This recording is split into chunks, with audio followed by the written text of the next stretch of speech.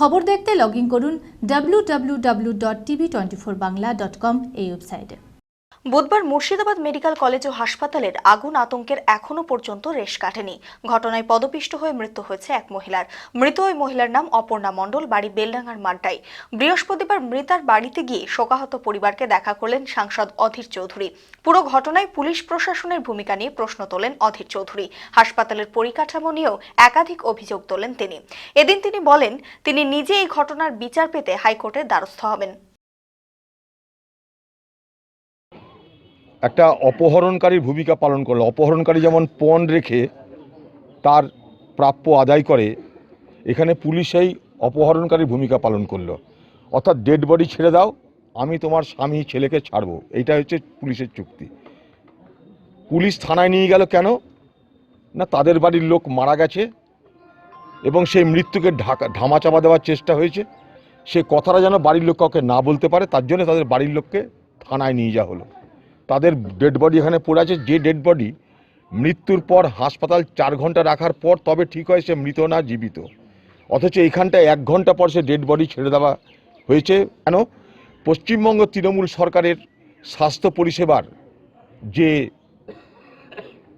স্বৈরাচার চলছে, স্বাস্থ্য পরিষেবায় যে দুর্ভিক্ষ চলছে, স্বাস্থ্য পরিষেবায় যে অব্যবস্থা চলছে, তা যাতে প্রমাণিত না হয় তার জন্যে মৃত মহিলাকে, পূর্ণিমা মণ্ডলকে তাড়াতাড়ি বাড়িতে নিয়ে আসা হলো। এবং বাড়িতে নিয়ে আসা শুধু নয়, তার যাতে তাড়াতাড়ি সৎ কাজ হয় তার জন্যে পুলিশ পরিবারকে বাধ্য করলো। পরিবারের তরফ থেকে তাদের আত্মীয় স্বজনরা মৃত মানুষটাকে দেখতে পেল না, তার আগে পুলিশ তাদের পরিবারের লোকগুলোকে অ্যারেস্ট করে নিয়ে চলে গেল।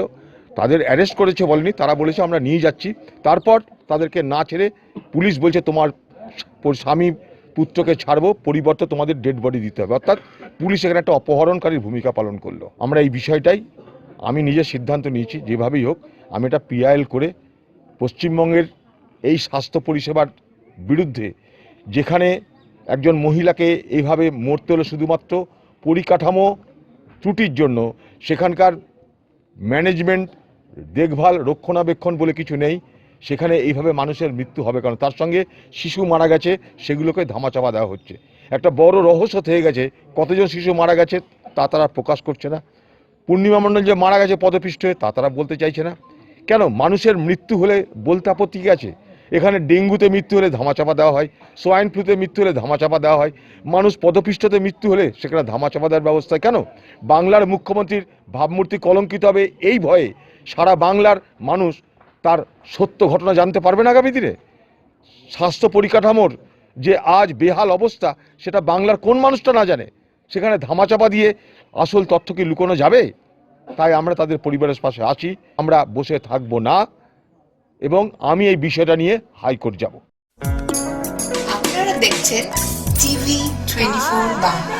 TV24 বাংলার সমস্ত খবরের আপডেট পেতে ইউটিউবে সাবস্ক্রাইব করুন TV24 বাংলা চ্যানেলটিকে এবং সাবস্ক্রাইবের পর অবশ্যই বেল আইকনটি একবার ক্লিক করুন। কমেন্টস আর শেয়ার করতে ভুলবেন না।